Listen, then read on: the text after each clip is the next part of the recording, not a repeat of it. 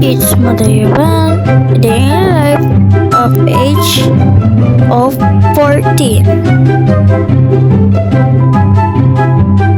Ngayon na po ay magtitin na po nga kami na ng aking ina sa Ilaya.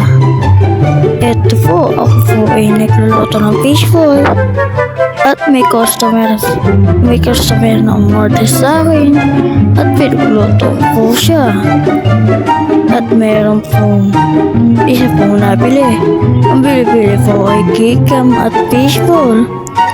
At ang mga panin namin ay coffee jelly, fishball, kikiam, at wala na pang iba.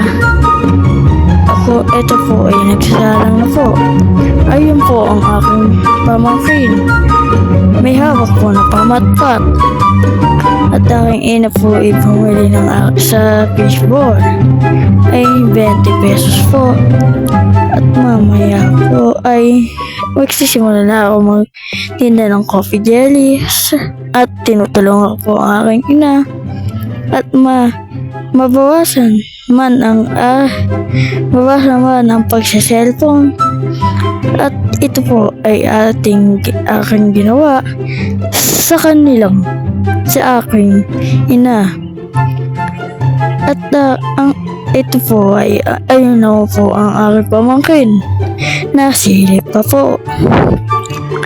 At ayun po, may bumili po na isang customer at po ay aking tita.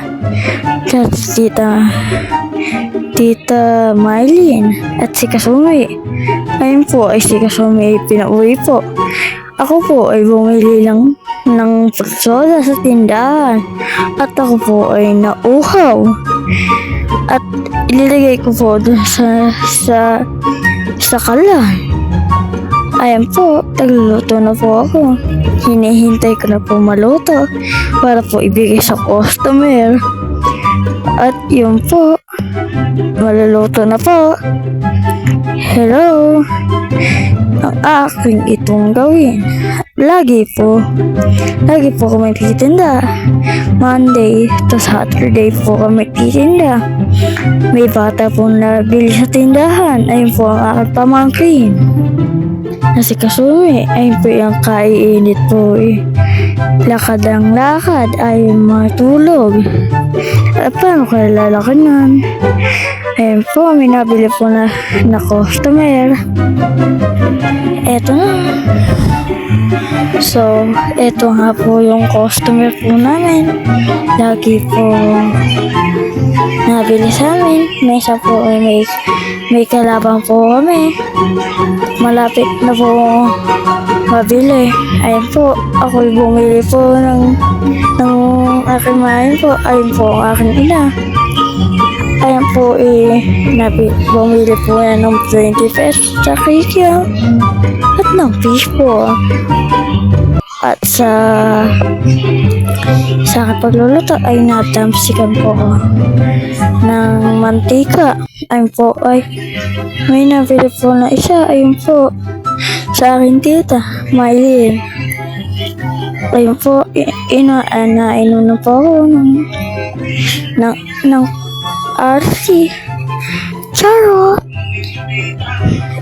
at Coke pala. Ayun po, may nabili. Sa palagay ko marami na pong nabili ng customer. Lagi po itong nagpa-vlog. At ito po, papakita ko na po. Ayan po, lagi po ako nagluluto. Ako tigaluto ng kikiam at fishball. At aking ina po ay benta po ng coffee jelly. Ayan po, pinaano ko na po